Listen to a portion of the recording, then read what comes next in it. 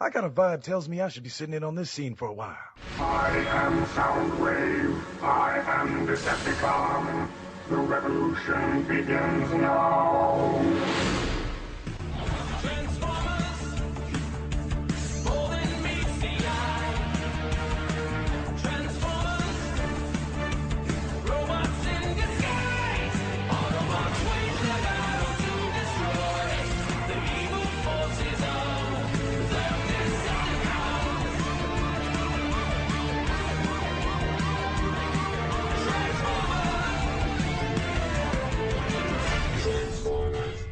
Jazz here, and I'm jiving to this episode of Transformation Animation featuring Mike Blanchard, Stephen C. Phillips, and Michael Wilson. Hello and welcome to episode 4 of Transformation Animation Podcast. I am one of your hosts, Steve, Drew, and Mike, and joining me is Steve Megatron. Hello. Hey, sir. And PecanCtMichael. Hey, how's it going? It's going. So what's going on with you, Steve? It's going. Other than that, I've been... That's all I got. Yeah. Ta-da! No, I've been working on voice crap lately, trying to land at least one paid gig, which it's proving difficult, and like the other voice actors, the real ones say, you can't get discouraged, you just have to keep going. You may get one, you may not, whatever, just keep auditioning. So that's the plan. Besides that, I rented, more so, a book on how to actually act and improv at the library. Good. So that I can actually, kind of put my marbles where the voice is. So. Yeah, you totally need that. I mean, you're good with the voices. I think what you really need to work on your improv. Yeah, because when I get put on the spot, I'm kind of like, hello. Exactly. And so, yeah, that's part of it. And then, other than that, the teaser poster for Beast Wars Dark Glass was released 2 days ago. I saw that, and my response was... You didn't see my response? No. I didn't, no. Oh, I said, released in 2016, you better produce harder. That's what she said. But, well, they have no. been working on it for how long now? At least a year already? So. They've been knocking out the modeling of the characters and trying to get the bipeds so they transform over the last year. It's been a year or so since you first told us about this. From now until 2016, that's a long time to do stuff, so I'm sure It is, but the problem is we've only got 3 people that can actually do the texturing and animation. So that in between doing their normal, like, real-life jobs and their families and all that, so it just kind of is, they want to get it pumped out faster. It's just, they don't want to disappoint people, kind of like how Duke Nukem did. We're coming up 1999. Wow. 13 years later, so they're setting a farther target date so that if it does get done sooner. 13 years later, and we still give you a shitty game. Yeah, so that's why we set the date so late, is so that because all the voicing is in, everybody's approved except for our fucking Rampage. So if I don't hear back and the backup won't do it, I'm going to recast that role because I'm getting tired of waiting. I've been badgering for 3 months on this. Everybody else has turned their lines in. Yep. So, yeah. But if you have to wait 5 years and it ends up looking like ass, then, Well, see, and that's what they want to make sure that it looks mainframe quality. Just pound that shit out in a weekend. Put it out there. I don't think that's going to happen. This coming from the guy that won't do any YouTube videos because he says it takes too much damn work to do them. I want to do it right. All right. Going back to you just said it, Michael. These guys, they want to do it right, and if it takes them 6 years to do it right, then it takes them 6 years to do it right. Well, it might be 6 months, not 6 years. In 6 years, technology is going to be so advanced that in that field that it shouldn't take 6 years to do it. Well, it's not going to be 6 years. There's tools now that do all the animation for you. I mean, it's going to be can't 5. that hard. But it's going to be 5. But no, it may come out in 2014 though. It's just they're targeting it because it's the 20th anniversary of Beast Wars by then. That's true. And I mean, like I said, 15th anniversary of Beast Wars. Yeah, it's well, technically that's this year. It's not going to come out this coming weekend at TFCon. They're attempting the poster at TFCon with everybody's names on it. I saw something like that. It was associated with TFCon, and it's like Dark Glass. I'm thinking. Well, Dark Glass is not associated with TFCon. Well, no. Dark Glass isn't what you probably saw, Michael. Was the You saw the TFCon thing, and they used some of the modeling, like the guys that are doing Dark Glass had to take a break from it to do that for John Bailey, who made the TFCon teaser.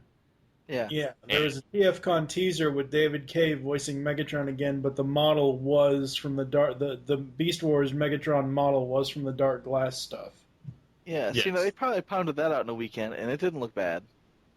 No, but it also wasn't just them. They had the guys that usually do all the regular animating, their that Blaster Inc. or whatever, and then the guy that does John's normal stuff, and then they've got some of the other 3D animators. So, that's if they could get everybody on board, I'm sure they could pump this out within a year. Yeah, but since it's just these 3 guys, it's probably going to take a while. Hopefully sooner. I'm optimistic. Crossing the fingers. Yes. Yeah. And what have you been? Okay then. What have you been up to, Michael? Nothing. I'm just doing the daddy thing. Who's your daddy? Who's your daddy? Since I'm in Indiana, it could also be, who's your daddy? Oh, God. That's a horrible joke. That is hilarious. Right. Who's your daddy? Who's your daddy? Who's your daddy? That's right. Oh, God.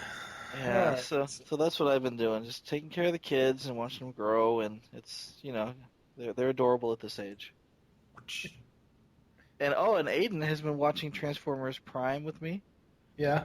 He likes it, but it was funny because we watched these 3 episodes that we're about to review. We watched those together, and he loved it. 4. I'm sorry. Well, I watched 3 of them with him, but he loved it. He thought it was awesome. He loves Bulkhead. He loves Bumblebee.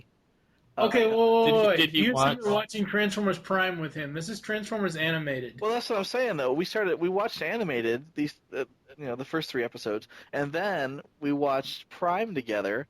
And he's like, who's that? And I said, it's Bulkhead. And he goes, oh, yeah. That's almost like your story of him watching Star Wars. Yeah. Was that from today?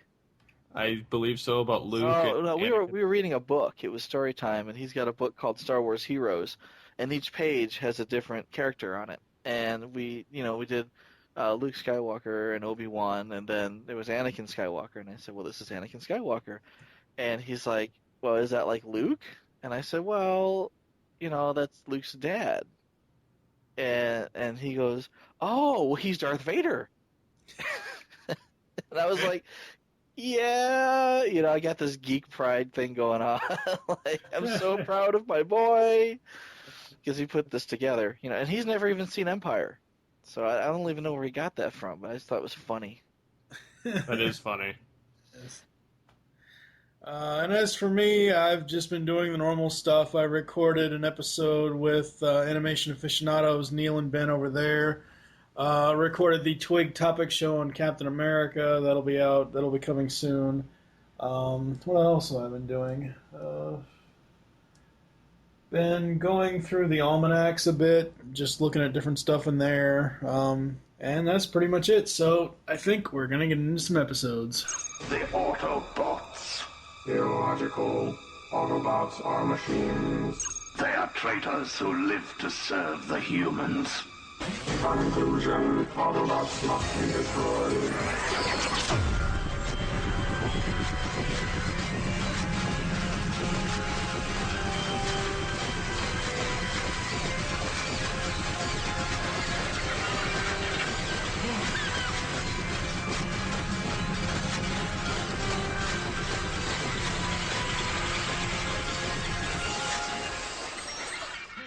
I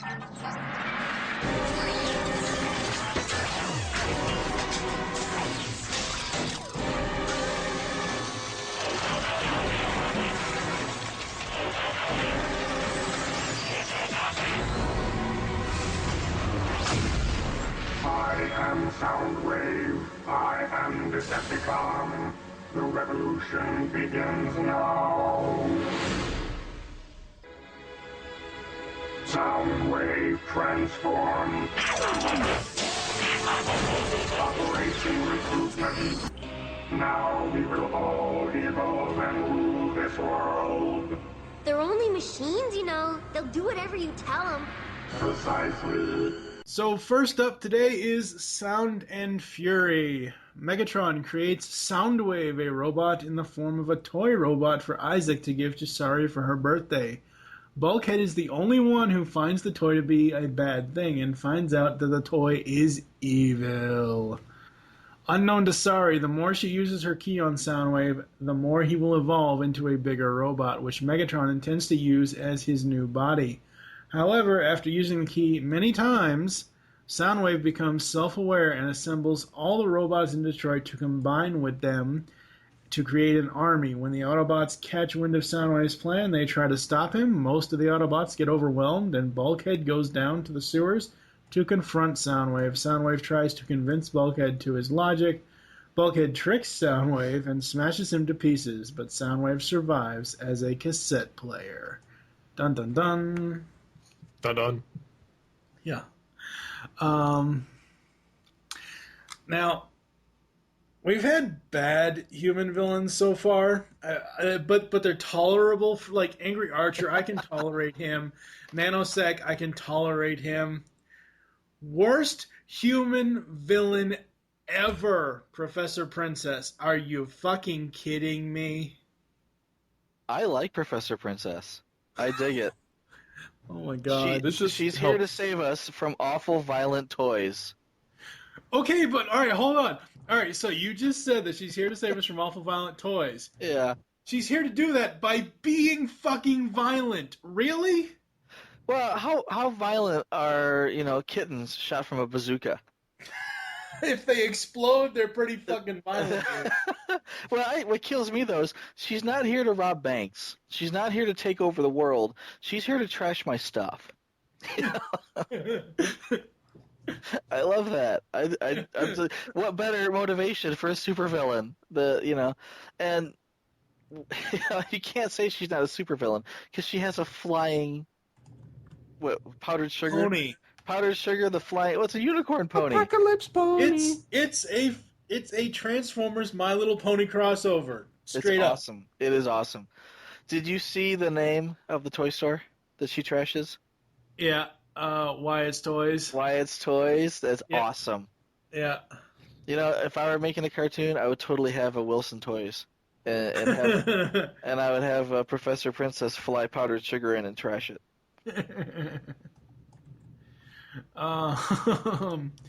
I thought this was, I don't know, the whole birthday party thing, like, they've had a theme to go along with every story, so, not every story, but most of the stories. Like, we had the Halloween episode that centered around Black Arachnia, we had what was the other one? The kind of 4th of July thing that centered around Nanosec. Yeah. And now, all of a sudden, it's Sari's birthday. Sure, why not? I guess, but as we've said before, time in the animated universe is very, very weird. Yeah, we haven't seen a Christmas episode yet. We go from July to October. That doesn't come till season 3. Okay, so July, October, and now it's supposedly springtime again. Because, it gets really cold in Detroit. Yeah. But it seems to be nice and summery here where all the kids are out in the stadium. Yeah. Yeah, I would know how Michigan is. It sucks. Exactly. It's even worse in Chicago, I think. But yeah, that was funny because they're like, of course they came. You're their parents' boss. Yeah. Yeah. Daniel is there. Yep. Daniel makes another appearance. So the question becomes: Does Spike work for Sumdac? No, he works for Sam. He works for oh, that's bad. sorry. I had to throw that. Works Bad for joke. right over my head. I'm sorry. Sam, he's saying he works for Witwicky from the movie. Oh, no, he is Sam from the movie. Nah. Better hair. No, Spike in here is a hell of a lot better than fucking Shia LaBeouf. He comes to Carly made a saved the cameo. world twice. You better hire me, fucker. You know. Carly made an appearance. Do you think that was Carly? She looked a little tan. In this Carly. episode? Yeah. No. no, I only this- noticed Daniel. Daniel, it's obvious he's front and center. I didn't notice if Carly or No, Spike. Carly showed up. wasn't in this one. Carly showed up in Headmaster, I believe. Oh, okay. Because because Bulkhead was busy trashing the area, and he tore the arm off of the reporter bot. Oh, that's right. We'll get to that. Yeah. Well, Daniel was crying, and then somebody ran over, but it didn't look much like Carly. I thought this was a really interesting way of creating and bringing Soundwave into this animated universe. Instead of just having him be there, like already existing, I thought this was really, really cool how they did this. I like the giant Walkman. Giant Walkman grows legs and walks away. Yeah. Because it's a Walkman, so he can walk. Yeah. I just thought that was funny. It was neat that it was only Soundwave's box, but it was cool how they put that cameo in there. Yep.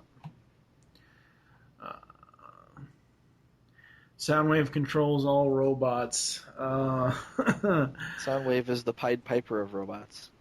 Ain't that I was hoping for a Pied Piper reference in the actual Really? episode. No, yeah. I like how all the robots become Bender. Yeah. Die, all you meatbags. That was great. That was great. I love Soundwave's upgraded form. That's just so awesome. He does look cool. It's better in the cartoon than the actual toy. The toy version of it, the actual action figure the same. of It does. It looks the same. I don't know. Soundwave is too. Soundwave, the deluxe Soundwave action figure, he's midget. He doesn't even feel like a deluxe to me at all. And I know it's in the animated style. I know it's in the animated workings of how they made the animated toy line, but Yeah.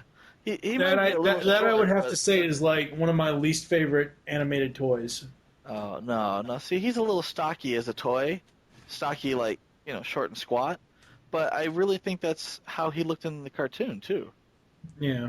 I think it's a great toy. Now, what I would have liked to have seen is a talking Voyager-sized toy. Oh, yeah. You transform him, and he says, the revolution begins now. Yeah. I think that would rule. Yeah. That would have Why been is he awesome. made of Legos in the show? Well, he's not made of Legos. He's made of other. No, I'm saying when he shatters. Oh. It's almost like it's not Legos, but I mean it's the same It's mentality similar, of if you yeah. throw a Yeah. Lego creation against the wall, it's going to shatter into a million pieces. Well, when it shatters, you see little bits of robot flying around. It doesn't look like Legos. There are a couple of scenes when they're sweeping the stuff up, when Bulkhead's cleaning up, that you can see a little bit of like the circular block things on some of the pieces. So yeah, I can kind of see that. Anybody notice the Crimsy Please Stand By TV screen? Yeah, that's a nice cameo. I love that. That's so awesome. And I guess winking means people aren't going to do what you expect them to. I think the wink was just there for sorry to realize that he was just kidding. Yeah. It wasn't like I'm gonna pull a big twist. It's not like M. Night Shyamalan is over there winking. Wink, there's a twist coming. It's just like to let her know that I'm not really going to squish you. Yeah. It just looks like I'm going to squish you. It's okay. Yeah. And I love Megatron's line at the end. When I get my when he's talking about the key, when I get my servos on it, as soon as I have servos. I just kind of love this episode all around. I didn't really like outside of Professor Princess. I really didn't find too many things that wrong with it on my own watching it. I like it because it's Soundwave. Yeah. I mean, and yes, there are humans in this a little bit, but it's not. I mean, this isn't a total human episode. This is more so an almost all robot episode. Yes, there's Sari's party. Yes, there's Sumdac and all that. But I mean, to have a total, to have a Soundwave that's characteristic is machines should take over the world, and actually showing him taking over machines to take over the city. I thought that was really cool. Yeah. I really liked Soundwave in this, and one of the things I liked most is that they actually used the voice modulator. Yep. But that's Jeff Bennett doing the voice, though. Oh, well, I mean, I'm just saying, yes, they used the modulator, but it's actually, it's Jeff Bennett who's credited as Soundwave, I believe. Yeah. Well, I don't expect Frank Welker to come back and use the voice modulator, but I thought it was nice. I know, well, because I'm one of the biggest complainers, period, but I'm one of the biggest complainers about not using the voice modulator in the movie. Yeah. And the big reason there was you can't understand what he's saying. And, I would, counter that with he doesn't say much. He had like one line in each movie, maybe two in the last movie. Yeah. But the fact is, when Soundwave talks here, I don't understand much of what he's saying. I literally had to go back and listen to it again to understand what he was saying. So I mean that was a downside. But the one thing I understood him saying was when he was calling out the operation. Operation recruitment, and I think he said it twice. Yeah, that's a nice touch. It was awesome. It was really cool. So I was happy. I mean, as far as Soundwave goes, you got to have a Soundwave, but I was just really digging the way they did it here. Yeah, it was. Steve, what did you like about the episode or didn't like, or what do you got for the episode for Sound of Fury? Well, human characters aside, because, Yeah. Yeah. I would say that Professor Princess should go mount her little pony and crash into a fucking river and drown, but go ride your apocalypse pony. Soundwave, step on her. But I liked how the key actually took it actually had a purpose in creating something in this. Yeah. Right. Yeah. Whereas before it's like, insert shameless plug here, and yeah. Oh, there'll be plenty of shameless plugs in later episodes today. Yeah, should be doing a lot of plugging. Plug and play, yeah. Anyways. Just like Soundwave. I don't like his little, tiny-ass bot mode. Yeah, that's kind of lame. I do like how when he transforms to his cassette player mode, he does look like the classic Soundwave. Oh, yeah. At the end, or what do you mean? When he's stripped down to nothing? Yeah, when he's just basic boombox, it's at the end, pretty much. Yeah. Well, I mean, there's a whole reason why he started off as a skinny little, toy robot, and then kind of grew and grew and grew. So I would have been disappointed if they would have said, here's Soundwave, and you've got Soundwave. He turns into a giant Walkman. I mean, I was really happy when the giant Walkman walked away and it was a little tiny robot. Because I thought, okay, now this is the type of thing that you would give to a kid to dance around and sing for. Yeah. Not Soundwave. But I did like how they did that though. That was cool. And it kind of gave her an incentive to keep using the key. Because she does it once and he pops out speakers, and she does it again and he pops out huge subwoofers, and she does it again and he gets bigger and plays more music, and she's thinking, wow, what is going to happen next when I use the key? So she just keeps doing it, and that was Megatron's plan all along. He wants her to create him a new body, so using the key is a bad idea for her, right? But a good thing for Megatron. Yeah. And I love the constant eye shift. The constant eye color change from yellow to red. Oh, yeah, because yellow was the eye color of the toy, Yeah. and red was the eye color in the cartoon. Well, not even that. No, in the cartoon, he starts out having yellow eyes, and I'm once sorry. she starts using red, the key, right? red was the color in the G1 cartoon. Right. All right, so he's shifting back and forth from those two iconic colors.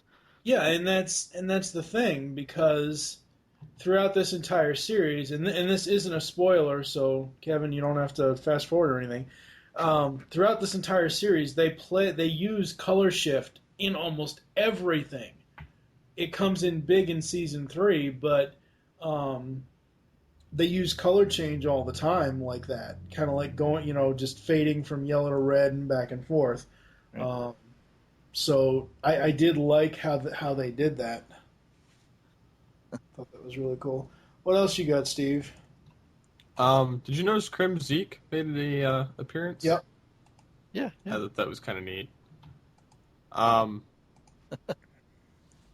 Overall, I think I like this episode just for the G1 nostalgia and actually watching Soundwave do something more than just eject shit. Yeah. He actually did Torment on his own, which was quite nice. And his beefed up mode, you gotta admit, looked pretty badass. It was cool.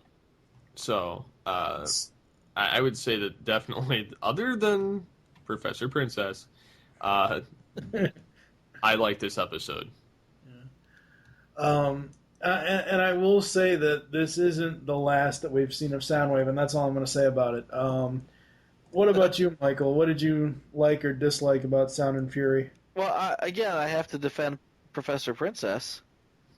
Yeah, because are you her awesome. knight in shining armor? Exactly. I'm going to ride in on a sad little pony to rescue her.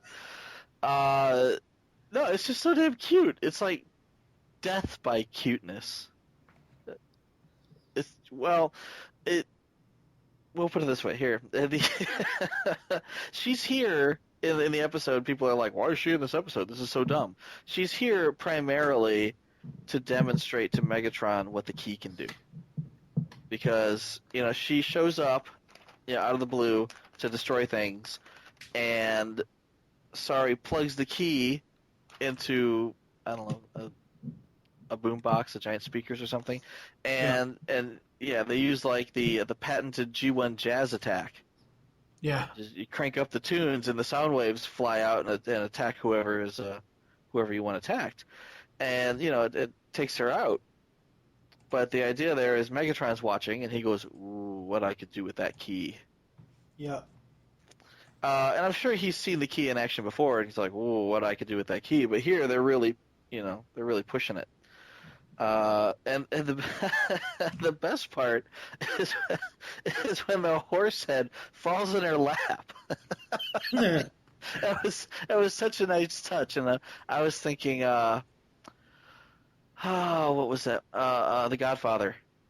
You wake up and there's a horse in your bed. Oh wow, yeah. I actually laughed. I laughed so hard because she's like, "Powdered sugar, no!" I just rolled. It was so funny. Oh, and then the only other time you really see humans here is at the birthday party, and that had a few good moments, like the purple dinosaur pinata. That was a nice touch. No. Exactly. And you got Ratchet in the background going, smack it already. That's what she said. Was it a purple like transmetal dinosaur, or was it a purple colorful dinosaur that belongs on children's television? It wasn't like a barn. I know. I'm trying to throw in the whole. If it had a red eye, I'd be thinking, Beast Wars Megatron. It wasn't transmetal. It was just, like the regular old dinosaur. But I appreciated it. I thought that was cool. And Professor Sumdack's like, "Don't leave. Have some punch." And I'm thinking, no way. Sorry, just hocked a loogie in that. I wouldn't want to drink of that either. That's kind of gross. Come here, kids. Have some pie. Have some pie. Yeah, I just hocked a loogie in it. I took a giant shit on your pie. But as far as all the kids running up and wanting rides on the Autobots, I mean, we've already established that the Autobots are kind of celebrity/heroes in the city. So, I mean, of course all the little kids are going to, idolize them and want to ride in them. One of the little kids actually has an Optimus Prime t-shirt. Yep. So yeah, I mean, someone's making money off it. But you realize, yeah, they know who these guys are, and they're all lined up. They're saying, say it, please. And Optimus Prime says, transform and roll out. Yeah, and you kind of get a feeling there how David K. feels at conventions. He's like, fine, I'll say it. Or even Peter Cullen. Yeah, because Cullen gets that all the time. Say it, Peter. Freedom is the right of all sentient beings. No, not that one. The other one. What other one? No, I was like, you were acting like Peter. People saying, say it, and then Peter says a line, and the line is not the one they want to hear. So it's like the freedom is the right of all sentient beings. No, not that line. The other one. The other one. Give me your face.